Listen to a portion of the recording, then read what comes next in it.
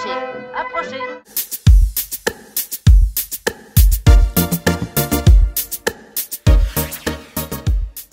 Bonjour Malika. Bonjour.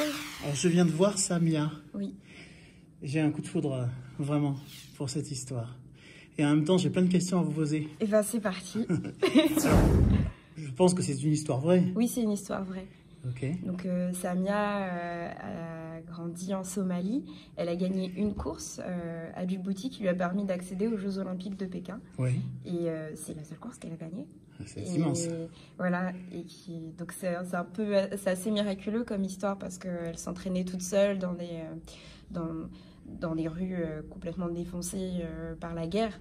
Donc en burqa pour pas se faire attraper par les shebabs qui sont là et qui gardent la ville. Du coup, ça demandait énormément de courage pour faire ce qu'elle a accompli. Alors, moi, je vous connais pas. Je suis franchement désolé. On fait connaissance aujourd'hui. C'est très bien. Il faut un début. Est-ce que vous pouvez me parler de votre parcours un peu en tant que comédien? Oui, bien sûr. J'ai commencé le théâtre quand j'étais toute petite. J'ai été à un atelier, je devais avoir 4 ou 5 ans. Je savais à peine lire.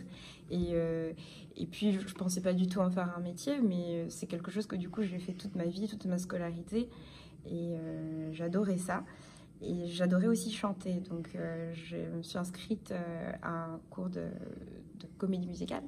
Et c'est là que j'ai eu un vrai déclic. Je me suis dit, je veux faire vraiment que de la scène. Donc après, je suis allée faire une école de comédie musicale sur Paris, parce que ma famille vit à Chartres.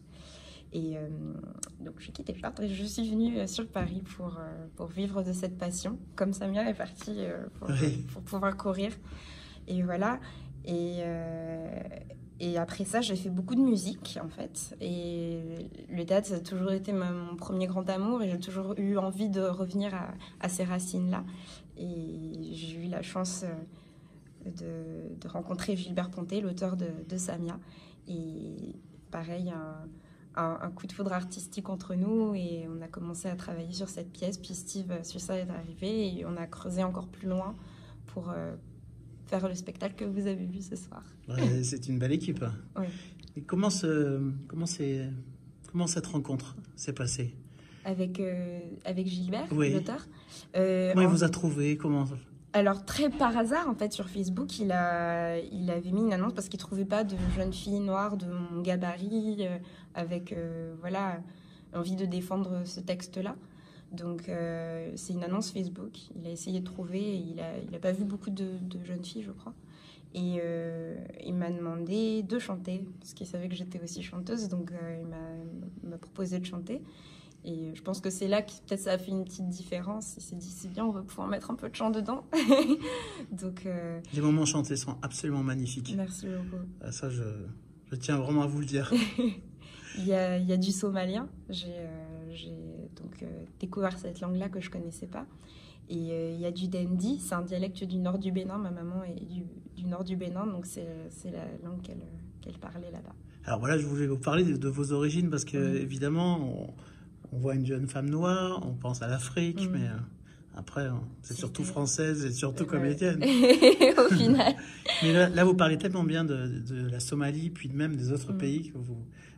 Est-ce que vous avez fait un travail de documentation? Oui, exactement. J'ai regardé beaucoup de reportages, notamment sur Lampedusa, sur la situation actuelle des gens qui arrivent là-bas, comment ils sont accueillis, tout ça. J'ai eu la chance de rencontrer des jeunes qui ont fait le voyage, de pouvoir parler avec eux, c'est très lourd. Et en même temps, c'est tellement riche. Et ça nous remet tellement à notre place. Enfin, c'est tellement une leçon d'humilité. Et puis, j'ai pu découvrir cette culture somalienne, du coup, qui n'est pas la mienne et que je ne connaissais pas du tout. On a un peu tendance en Europe à penser que l'Afrique, c'est qu'un seul pays. Moi aussi, du coup, parce que j'ai grandi ici. Donc, du coup, pour moi, l'Afrique, c'était l'Afrique de l'Ouest, parce que c'est l'Afrique de ma maman. Et j'ai découvert complètement une culture, une langue qui se rapproche plus de l'arabe. J'ai grandi un peu au Maroc, donc du coup, c'est des sonorités, j'étais habituée. Je me disais, tiens, c'est bizarre, ça ressemble plus à de l'arabe qu'au dialecte de maman. Je pense qu'une femme somalienne ne ressemble pas forcément à une femme d'ailleurs, de notre partie de l'Afrique. Exactement. Et ça m'a vraiment touché. Je ne connais pas personnellement la Somalie, mais j'ai eu l'impression, grâce à ce décor, ces lumières absolument fantastiques, d'avoir voyagé avec vous, vraiment. Et la gestion des tissus, c'est d'une beauté merci beaucoup. incroyable. C'était de l'entraînement parce que moi, je suis quelqu'un d'assez maladroit à la base. Alors, travailler ces tissus, c'était assez drôle. Est-ce que vous savez s'il y a une signification dans les couleurs? Oui, en tout cas, moi, j'en ai trouvé une, forcément. Et puis, qui est peut-être juste la mienne. Peut-être que je la partage aussi avec le metteur en scène et l'auteur. Mais le rose, du coup, c'est plus cette légèreté, c'est la jeunesse, c'est tout ce qui lui rappelle son enfance.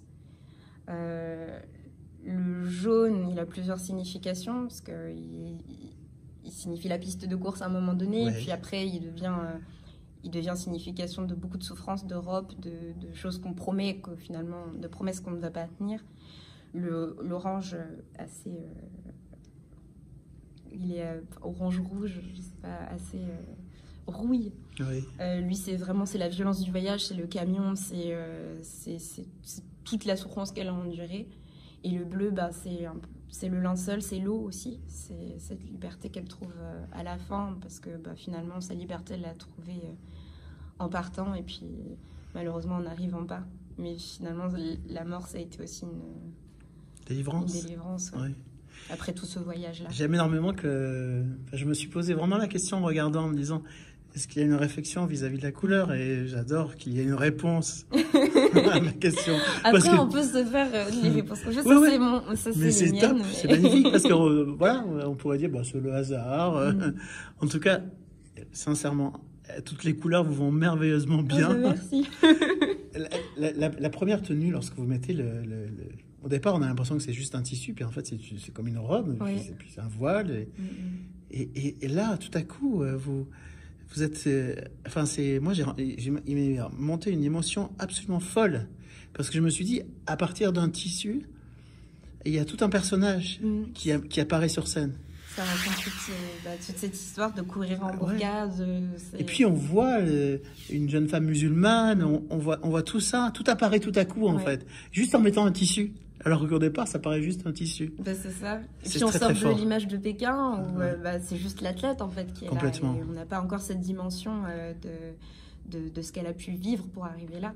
Alors l'auteur, évidemment, donc c'est une histoire vraie, mais il y a plein de moments lorsqu'elle fait la traversée ou lorsqu'elle traverse le désert, elle fait le voyage en fait. Comment sont arrivés jusqu'à nous ce témoignage, cette histoire? Alors ça, c'est des mélanges d'histoires de gens qui ont vécu et de ce qu'a raconté Odan, la sœur de Samia, qui est, elle, en Suède et qui avait fait le voyage avant elle. Et c'est elle qui a financé le voyage de Samia, en fait, et qui, après, n'avait plus de nouvelles. Et on n'a pas su ce qui lui était arrivé pendant 2 ans, je crois, sans nouvelles. Et voilà, donc, c'est des morceaux... finalement, personne ne sait vraiment ce qui lui est arrivé. Donc, c'est vraiment des morceaux de récits de personnes qui ont vécu ça. Oui, c'est assez universel de toute façon. C'est ça, tristement. Ouais. Ce que je trouve très très fort, c'est que vous parlez d'un sujet extrêmement grave, d'actualité, qu'on n'aborde pas encore trop au théâtre, un tout petit peu, mais vous l'abordez de façon aussi très subtile, sans finalement rancœur ni agressivité. C'est très doux la façon dont vous racontez tout ça. Et du coup, ça montre encore plus le côté affreux de cette histoire. De l'injustice. Ouais. Et je trouve que ça apparaît encore plus par la douceur et le chant qui est mis un peu comme ça, comme des pointillés de douceur à l'intérieur de... Mais ce soir, j'étais très douce, mais ça dépend vraiment des soirs, je pense. Non, j'ai pas senti que la douceur, parce que sincèrement, il y a une énorme volonté en vous. Ah oui, ça, on sent, on y croit à fond. Moi, je me suis même dit... à un moment donné, est-ce que c'est pas Samia, jusqu'à ce que j'apprenne qu'elle était morte, malheureusement. Mais je me suis bien demandé, est-ce que c'est pas Samia qui est sur scène, pour vous dire. J'ai vu une sprinteuse, j'ai vu une sportive, j'ai vu une fille qui avait une volonté de faire. Mais le sujet n'est pas abattu sur scène comme un poignard. Oui. Il y a aussi de la douceur. Et le chant apporte beaucoup de douceur. Oui, c'est vrai. J'aime énormément. Les chants sont somaliens? Il y a 2 chants somaliens, le chant d'ouverture et la berceuse, qui revient comme leitmotiv, et les chants en Dandi, donc le dialecte de ma maman. C'était une manière pour moi de mêler aussi mon histoire à celle de Samia, parce que je connais beaucoup de gens qui ont vécu ce voyage. Pas exactement le même, forcément, parce que pas le même pays de départ. Et puis ma mère elle-même est partie, a quitté sa famille, tout ça. Donc c'est quand même c'est un récit qui est assez présent dans mon histoire et j'ai eu l'autorisation de la part des metteurs en scène de pouvoir utiliser cette langue que moi je connais du coup et que j'avais envie de partager. Parce que c'est l'histoire de l'Afrique aussi, pas seulement de la Somalie, c'est l'histoire du monde aussi. Vous jouez depuis combien de temps à la scène libre? J'ai commencé à la scène libre le 10 octobre, je crois. D'accord. Voilà. Donc ça reste assez récent. Oui, c'est tout récent. Vous jouez tous les jours ou vous jouez Du quand? mardi au samedi. Du mardi au samedi à 21h. Ok. Écoutez, moi j'ai vraiment... j'ai un coup de foudre pour ce que vous avez fait et vous êtes une immense révélation pour moi. Merci beaucoup. Bravo. Merci, ça me touche beaucoup. À bientôt. À bientôt. Ça raconte toute cette histoire de courir en bourgade. Et puis on voit une jeune femme musulmane, on voit tout ça, tout apparaît tout à coup en fait, juste en mettant un tissu. Alors qu'au départ, ça paraît juste un tissu. Ben, c'est ça. Et puis on sort de l'image de Pékin où c'est juste l'athlète en fait qui est complètement là. Et on n'a pas encore cette dimension de ce qu'elle a pu vivre pour arriver là. Alors l'auteur, évidemment, bon, donc c'est une histoire vraie, mais il y a plein de moments lorsqu'elle fait la traversée ou lorsqu'elle traverse le désert, elle fait le voyage en fait. Comment sont arrivés jusqu'à nous ce témoignage, cette histoire? Alors ça, c'est des mélanges d'histoires de gens qui ont vécu et de ce qu'a raconté Odan, la sœur de Samia, qui est, elle, en Suède et qui avait fait le voyage avant elle.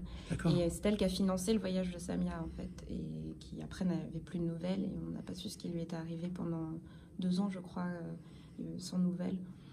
Et voilà, donc, c'est des morceaux... finalement, personne ne sait vraiment ce qui lui est arrivé. Donc, c'est vraiment des morceaux de récits de personnes qui ont vécu ça. Oui, c'est assez universel de toute façon. C'est ça, tristement. Ouais. Ce que je trouve très très fort, c'est que vous parlez d'un sujet extrêmement grave, d'actualité, qu'on n'aborde pas encore trop au théâtre, un tout petit peu, mais vous l'abordez de façon aussi très subtile, sans finalement rancœur ni agressivité. C'est très doux la façon dont vous racontez tout ça. Et du coup, ça montre encore plus le côté affreux de cette histoire. De l'injustice. Ouais. Et je trouve que ça apparaît encore plus par la douceur et le chant qui est mis un peu comme ça, comme des pointillés de douceur à l'intérieur de. Mais ce soir, j'étais très douce, mais ça dépend vraiment des soirs, je pense. Non, j'ai pas senti que la douceur, parce que sincèrement, il y a une énorme volonté en vous. Ah oui, ça. On s'en y croit à fond. Hein. Moi, je me suis même dit. À un moment donné, est-ce que c'est pas Samia, jusqu'à ce que j'apprenne qu'elle était morte, malheureusement. Mais je me suis bien demandé, est-ce que c'est pas Samia qui est sur scène, pour vous dire. J'ai vu une sprinteuse, j'ai vu une sportive, j'ai vu une fille qui avait une volonté de faire. Mais le sujet n'est pas abattu sur scène comme un poignard. Oui. Il y a aussi de la douceur. Et le chant apporte beaucoup de douceur. Oui, c'est vrai. J'aime énormément. Les chants sont somaliens? Il y a 2 chants somaliens, le chant d'ouverture et la berceuse, qui revient comme leitmotiv, et les chants en dandi, donc le dialecte de ma maman. C'était une manière pour moi de mêler aussi mon histoire à celle de Samia, parce que je connais beaucoup de gens qui ont vécu ce voyage. Pas exactement le même, forcément, parce que pas le même pays de départ. Et puis ma mère elle-même est partie, a quitté sa famille, tout ça. Donc c'est quand même c'est un récit qui est assez présent dans mon histoire et j'ai eu l'autorisation de la part des metteurs en scène de pouvoir utiliser cette langue que moi je connais du coup et que j'avais envie de partager. Parce que c'est l'histoire de l'Afrique aussi, pas seulement de la Somalie, c'est l'histoire du monde aussi.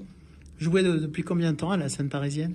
Alors là, j'ai commencé pas la scène parisienne. Octobre. La scène libre. À la scène libre. Vous jouez depuis combien de temps à la scène libre? J'ai commencé à la scène libre le 10 octobre, je crois. D'accord. Voilà. Donc ça reste assez récent. Oui, c'est tout récent. Vous jouez tous les jours ou vous jouez quand? Du mardi au samedi. Du mardi au samedi à 21h. Ok. Écoutez, moi j'ai vraiment... j'ai un coup de foudre pour ce que vous avez fait et vous êtes une immense révélation pour moi. Merci beaucoup. Bravo. Merci, ça me touche beaucoup. À bientôt. À bientôt.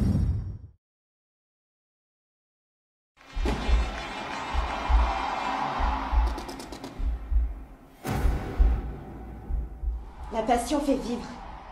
Elle repousse nos limites. Qui n'a jamais connu la passion ne pourra comprendre mon histoire. L'histoire de Samia. Je n'ai pas peur. On n'a plus peur de rien. Quand on a 17 ans et qu'on représente son pays aux Jeux Olympiques de Pékin. Quels Jeux Olympiques! Allah ne veut pas que les femmes jouent. Tu n'as jamais joué aux Jeux Olympiques. Ils comprennent pas pourquoi une jeune fille comme moi veut faire du sport. Ils ne comprennent pas pourquoi je passe mes nuits dans un stade abandonné, complètement défoncé par les bombes. Ils ne comprennent rien. On se sent pris au piège, dans un pays qui ne nous laisse aucun chemin de vie. J'ai décidé de partir.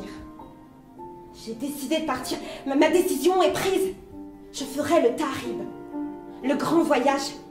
Je n'ai plus rien à perdre. Heureusement, personne ne peut vous empêcher de rêver.